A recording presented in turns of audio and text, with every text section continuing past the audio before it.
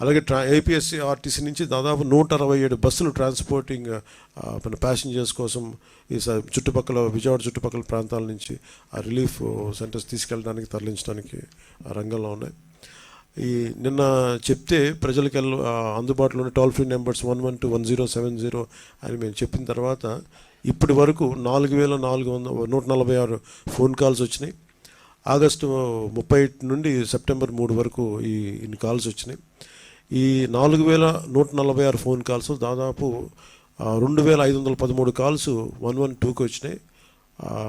1633 calls 1070 నెంబర్కి వచ్చినాయి.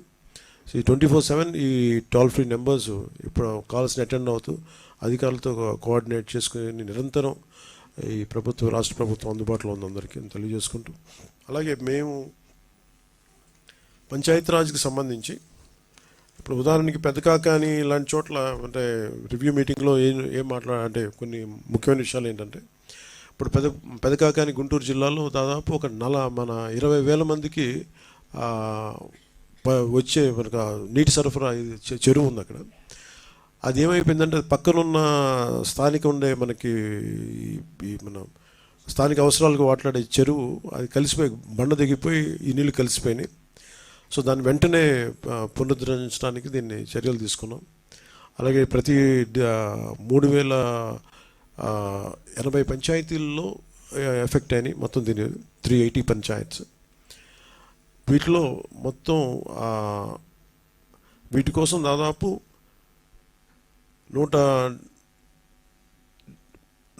ముఖ్యంగా విజయవాడకు సంబంధించి పంచాయతీరాజ్ సంబంధించి మన డైరెక్టర్ కృష్ణతేజ గారు మన దీని మీద 175 టీమ్స్ పంచాయతీరాజ్ టీమ్స్ని విజయవాడ అర్బన్కి ఇవ్వడం జరిగింది.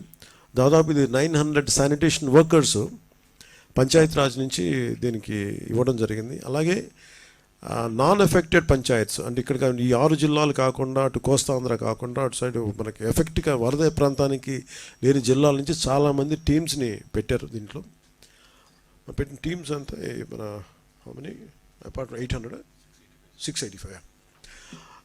ఇవి కాకుండా ఇది కేవలం 685 అంటే 175 టీమ్స్ ఏమో ఓన్లీ అంటే ఒక్కొక్కరికి ఎలా ఉంటుంటే కనీసం 6 మంది ఉంటారు. ఒక 3-4 శానిటేషన్ వర్కర్స్, అలాగే ఒక ప్లంబర్, ఒక ఎలక్ట్రీషియన్, ఇట్లా వాళ్ళ ఇన్ఛార్జ్, ఇట్లాగా ఒక 5 నుంచి 6 మంది ఉంటారు ప్రతి టీంకి. సో దీంతోపాటు ఇది కేవలం 179 టీమ్స్ పిఆర్ నుంచి విజయవాడ అర్బన్కి ఇవ్వడం జరిగింది. అలాగే 685 టీమ్స్ ఎక్కడైతే ఏ ప్రాంతాల్లో దెబ్బతిన్నాయో 685 టీమ్స్. దీంట్లో ఒక పంచాయత్ సెక్రటరీ, ఒక 3-4 ప్లంబర్స్, ఒక టెక్నీషియన్, ఒక ఎలక్ట్రీషియన్, వీళ్ళందరూ ఉంటారు. ఇట్లా 6 మంది టీమ్ తోటి 5 to 6 మెంబర్ టీమ్ తోటి 685 టీమ్స్ని వేసి ఎక్కడైతే మన ఇబ్బందిగా ఉన్నాయో, ఎక్కడైతే దెబ్బతిన్నారో ఆ ప్రాంతాలన్నిటికీ వీళ్ళు ఈ నాన్ ఎఫెక్టెడ్ ప్రాంతాల నుంచి ఆ టీమ్స్ని తీసుకున్నారు. అలాగే మనకి గోదావరి జిల్లాల్లో కూడా వరద ముంపు ఉండే అవకాశాలు ఉన్నాయి కాబట్టి అసలు అటు నుంచి మూవ్ చేయకుండా ఈ వరద లేని జిల్లాల నుంచి మట్టుకు తెప్పించి దీన్ని నిరంతరం మన కృష్ణతేజ గారు దీన్ని ముందుకు తీసుకెళ్తా ఉన్నారు, దీనికి మానిటర్ చేస్తూ ఉన్నారు.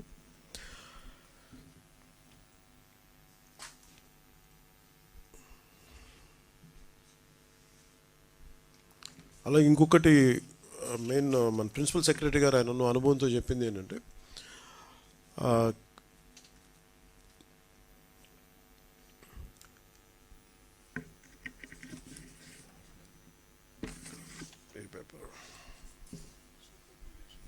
సూపర్ ఎక్కడ నేను రాసుకున్నా సూపర్ క్లోరినేషన్ ఇక్కడ ఉంది. ఇప్పుడు మెయిన్ క్లోరినేషన్ ఇప్పుడు చాలా ఈ మనకి వాటర్ బాటిల్ డిసీజెస్ ఇవన్నీ వస్తాయి కాబట్టి అందుకని ప్రత్యేకించి ఇలాంటి ప్రాంతాల్లో ఇలాంటి సమయాల్లో ఎక్కువ మనం క్లోరినేషన్కి సేఫ్ డ్రింకింగ్ వాటర్ కోసం అలాగే 0.55 ppm అంటే పార్ట్ పర్ మిలియన్ క్లోరిన్ కలుపుతాం. అంటే ఎలా ఉంటుందంటే 40,000 లీటర్లు ఒక లారీ ఉంటే దానికి 100 గ్రాములు బ్లీచింగ్ పౌడర్ కలపటం. సూపర్ క్లోరినేషన్ అంటే ఇంకా ఇది ఈ పరిస్థితులు ఎన్ని జాగ్రత్తలు తీసుకున్నా డ్రైనేజ్ వాటర్లో కలిసిపోయిందా లేదా ఈ జాగ్రత్తల కోసం దీని ప్రత్యేక పరిస్థితులు చాలా తక్కువ సమయంలో దీన్ని సూపర్ క్లోరినేషన్ వాడతారు. ఒక ఎక్స్ట్రీమ్ సర్కమ్స్టాన్సెస్లో మనకున్న ఎక్స్ట్రీమ్ సర్కమ్స్టాన్సెస్లో నిన్నే ఆదేశాలు ఇవ్వడం జరిగింది. ఫ్రమ్ 100 grams బ్లీచింగ్ పౌడర్ నుంచి 150 grams బ్లీచింగ్ కలిపితే అది మోర్ ఈ ప్రత్యేక పరిస్థితులు ప్రజలకు కొంచెం ఈ వాటర్ బాండ్ డిసీజెస్ రాకుండా ఉంటుంది అనేది అది కూడా ఈరోజు టెలికాన్ఫరెన్స్లో మాట్లాడటం జరిగింది. అలాగే మనం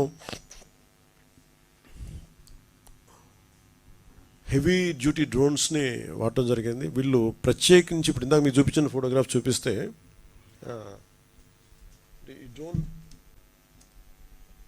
ఈ డ్రోన్ చూస్తే మీకు ఇది హెవీ డ్యూటీ డ్రోన్. ఇది హెవీ డ్యూటీ డ్రోన్. దీనికి ఈ పైలట్స్ ప్రత్యేకంగా శిక్షణ పొందుతారు, లైసెన్స్డ్ డ్రోన్ పైలట్స్ వీళ్ళు. So it can carry up to 8 kg weight, ఒక నీళ్లు కానీ పండ్లు కానీ తిండి కానీ చేయొచ్చు. ఇవి ముఖ్యంగా హై రైజ్డ్ బిల్డింగ్స్ కోసమని దీన్ని ఎక్కువ వాడతారు. కానీ ఇక్కడున్న పరిస్థితి చూస్తే అది వెళ్ళలేదు కాబట్టి అది కింద ఎక్స్పర్టీస్ ఆఫ్ డ్రోన్ పైలట్ ఎలా సహాయక చర్యలు ఎలా ఉంటుంది అనేది మనకి చిన్న వెరీ గుడ్ ఎగ్జాంపుల్ ఇది. సో అది మీ దృష్టికి తీసుకొస్తా ఉన్నాం. అలాగే ఉదాహరణకి ఇప్పుడు తోటల వాళ్ళు లేరు, పామర్లంక బ్రిడ్జి ఇలా దెబ్బతింది, ఇట్లాగా రాకపోకలు దెబ్బతిన్నాయి అనేది ఎవరు అధికారులు మా దృష్టికి తీసుకొస్తే కాన్ఫరెన్స్ కాల్లో కూడా దాన్ని పర్మనెంట్గా చేయాలి. దాన్ని కూర్చోబెట్టి దానికి ఒక 31 crores బడ్జెట్ కూడా ఉంది. దాన్ని మన వెంటనే దాన్ని వరదలు అయిపోయిన వెంటనే ప్రిన్సిపల్ సెక్రటరీ శశిభూషణ్ గారి ఆధ్వర్యంలో దాన్ని పూర్తి చేస్తాం. అలాగే ప్రకాశం జిల్లా, కృష్ణా జిల్లా, మన ఎన్టీఆర్ జిల్లా అందరు డిపి వాళ్ళందరితో మాట్లాడటం జరిగింది. కంప్లీట్గా తీసుకుని వాళ్ళు చాలా సలహాలు సూచనలు ఇచ్చారు, ఏమేం కావాలి, అడిషనల్గా ఏం కావాలనేది. ప్రత్యేకించి వాళ్ళు అడిగింది మస్కిటో రిపెలెంట్స్ లాంటి ఏదైనా కొన్ని ప్రాంతాల్లో కావాలి మాకు అనేది.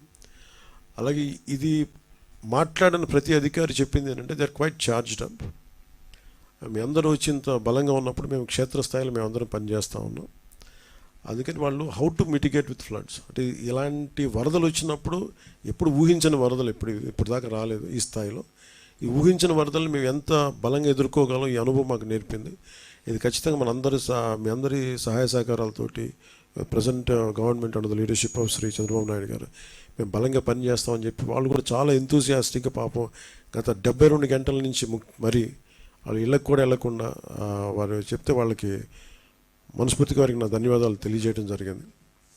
అలాగే దాదాపు 900 నుంచి 1000 మంది శానిటరీ వర్కర్స్ అర్బన్ ఏరియాస్లో పనిచేస్తుంటే ఇందాక మేము మాట్లాడుకున్న డిస్కషన్లో ఒకటే ఏం తెలియజేశానంటే ఏ శానిటేషన్ వర్కర్స్ అయితే క్షేత్రస్థాయిలో పనిచేస్తారో వాళ్ళందరినీ మనం గుర్తించాలి, వాళ్ళు గౌరవించాలి అని చెప్పి నేనే ఇనిషియేట్ చేశాను ఆ ప్రోగ్రామ్.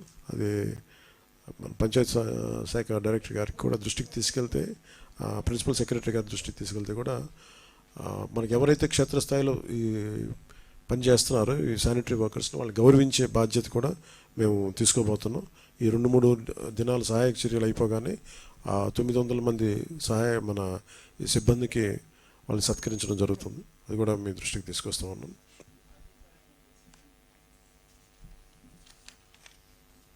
ఎవరికండి అది ఎలాగని చూస్తుండే ఎట్లాగ మనకి ఇలాంటి విపత్తు సమయంలో ఖచ్చితంగా వాళ్ళకి మామూలు కంటే కూడా అదనంగా ఉంటుంది. దానికి ఎలా చేయాలనేది ఆలోచిస్తాం. Just definitely some we want acknowledge their presence. ఏదో నమస్కారం చేతులు పెట్టడం కాదు, ఏదో అదే కదా నమస్కారం పెట్టి చాలా బాగా చేసి అట్లా కదా, ఏదో చేస్తామని కదా. అంటే ప్రాబ్లం ఏముందంటే డబ్బులు అనౌన్స్ చేయడానికి నా పర్సనల్ డబ్బులు కాదు కదా, నేనంటే నా పర్సనల్ డబ్బులు కాబట్టి చెప్పాను. అలాగే మాట్లాడుతూ ఉంటే నాకు అనిపించింది గత 2 రోజుల నుంచి 3 రోజుల నుంచి ఇది ప్రత్యేకించి పాలిటిక్స్ సంబంధించి నా పుట్టినరోజు సంబంధించి చాలామంది చేస్తాం అది ఇది అని అంటూ ఉన్నారు. ఈ వర్షాలు పట్టడం మూలంగా పంచాయతీల్లో మేము ఏదన్నా చేయగలం అది ఇది అని మాట్లాడుతూ ఉంటే ఇందాక ఎక్కడున్నారండి మీరు ఉన్నారు కదా. ఓకే, దాదాపు 164,000 మంది పంచాయతీ రాజ్ శాఖకు సంబంధించిన జాయింట్ యాక్షన్ కమిటీ వాళ్ళ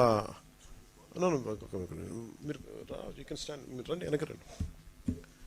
వాళ్ళు నెల జీతాన్ని వరద పరిస్థితులకి ప్రజలు పడుతున్న కష్టాలకి వాళ్ళు ముందుకొచ్చి వాళ్ళ ఒకరోజు 164,000 మంది పంచాయతీరాజ్ శాఖ అధికారులు, అలాగే గ్రామ సచివాలయంలో ఉండే పంచాయత్ సెక్రటరీ, ఇంకొకరు అలాగంటే ప్రతి గ్రామ సచివాలయం నుంచి 2 ఈ పిఆర్ వాళ్ళ జాయింట్ యాక్షన్ కమిటీలో ఉంటారు.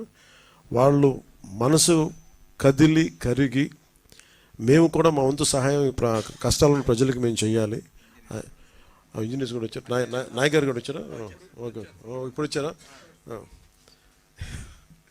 సో అందరూ కూడా రండి సార్, నాయక్ గారు రండి ప్లీజ్, ఇటు వచ్చాను ప్లీజ్. సో నమస్కారం. సో అందరూ కదిలి ఇది